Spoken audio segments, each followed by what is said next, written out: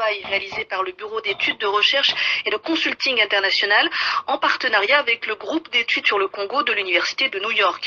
Les deux organismes ont interrogé entre mai et septembre de cette année un échantillon de 7545 personnes à travers toutes les provinces du pays et ces Congolais ont répondu à 150 questions sur la politique de leur pays mais également sur la société, sur les institutions. Alors qu'est-ce qui ressort de ce sondage en ce qui concerne la crise politique que traverse la RDC? Élément de réponse à Kinshasa avec Sonia Rollet.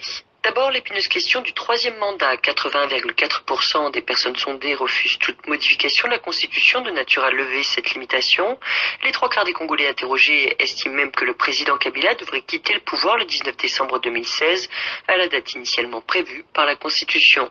Le sondage s'est déroulé avant la conclusion du dialogue national et de l'accord politique qui repousse la présidentielle, ou plutôt en avril 2018. Mais les auteurs de ce rapport ont interrogé les quelques 7500 personnes sondées sur leur vote en cas de présidentielle cette année. Deux opposants seraient en tête, Moïse Katumbi et Etienne Tshisekedi.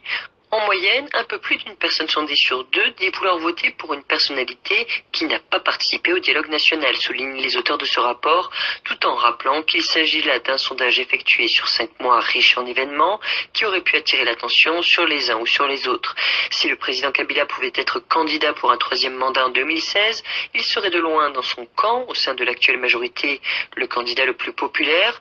En cas de report, 2 personnes interrogées sur 3 estiment que la présidentielle devrait avoir lieu au plus tard en 2017, un peu moins d'un quart seulement serait d'accord pour la configuration actuelle, c'est-à-dire en 2018. Sonia Rollet, Kinshasa, RFI.